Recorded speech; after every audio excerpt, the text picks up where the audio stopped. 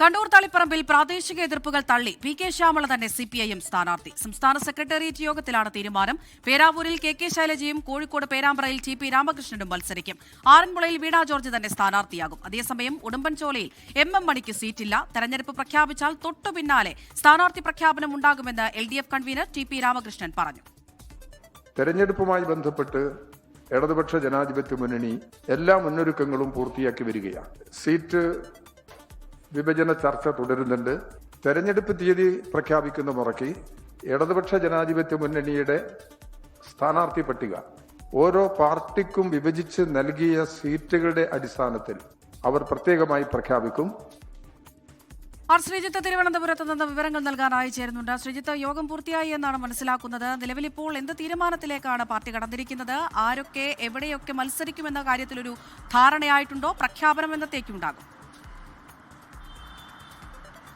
അമൃത, CPIM-ന്റെ സ്ഥാനാർത്ഥി പട്ടിക അന്തിമമാക്കുന്നതിന് വേണ്ടിയാണ് സംസ്ഥാന സെക്രട്ടറി യോഗം ഇന്ന് ചേർന്നത്. ഈ യോഗത്തിൽ വിവിധ ജില്ലകളിൽ നിന്ന് വന്ന പട്ടിക അടിസ്ഥാനമാക്കി ഒരു സ്ഥാനാർത്ഥി പട്ടിക സ്വരൂപിച്ചിട്ടുണ്ട്.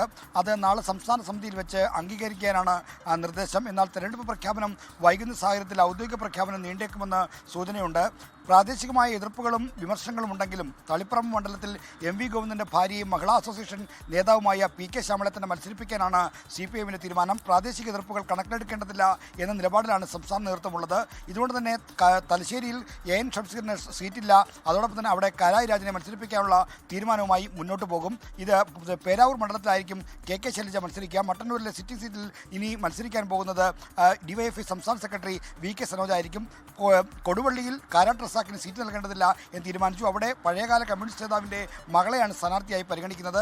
പേരാമ്പ്രയിൽ LDF കൺവീനർ TP രാമകൃഷ്ണൻ തന്നെ മത്സരിക്കും. പൊന്നാനിയിൽ MK സക്കീർ ആയിരിക്കും സ്ഥാനാർത്ഥി. അവിടുത്തെ സിറ്റിംഗ് MLA P നന്ദകുമാറിന് സീറ്റ് നൽകില്ല എന്നാണ് തീരുമാനം. ആറന്മുളയിൽ കുടുംബത്തിൻ്റെ എതിർപ്പ് അവഗണിച്ചും മന്ത്രി വീണ ജോർജിന് വീണ്ടും സീറ്റ് നൽകാനാണ് CPIM-ന്റെ തീരുമാനം. എന്തായാലും സ്ഥാനാർത്ഥി പട്ടിക സംബന്ധിച്ച് നാളെ സംസ്ഥാന കമ്മിറ്റി ഒരു അന്തിമ രൂപം നൽകും. പിന്നീട് ജില്ലാ കമ്മിറ്റികളും ബന്ധപ്പെട്ട മണ്ഡലം കമ്മിറ്റികളും ചർച്ച ചെയ്തായിരിക്കും തീരുമാനത്തിലേക്ക് വരാൻ പോകുന്നത്. ഈ തെരഞ്ഞെടുപ്പ് പ്രഖ്യാപനം ഈ മാസം പകുതിയിലേക്ക് എത്തും എന്നുള്ള, അതായത് മാർച്ച് 15-ന് അപ്പുറത്തേക്ക് എത്തുമെന്നാണ് CPIM-ന്റെ വിലയിരുത്തൽ. അതുകൊണ്ട് തന്നെ പ്രഖ്യാപനം അത്ര കണ്ട് നീണ്ടുപോകാനുള്ള സാധ്യതയും തള്ളിക്കളയാൻ കഴിയില്ല. ശരി, ശ്രീജിത്താണ് വിവരങ്ങൾ നൽകിയത്. ലോകത്തെവിടെയായാലും ഏത് സമയത്തും 24 വാർത്തകളും ഓഗ്മെന്റഡ് റിയാലിറ്റി പാക്കേജുകളും എക്സ്പ്ലെയിനറുകളും വിശദമായി കാണാൻ ഞങ്ങളുടെ YouTube ചാനൽ നിങ്ങൾക്ക് സബ്സ്ക്രൈബ് ചെയ്യാം.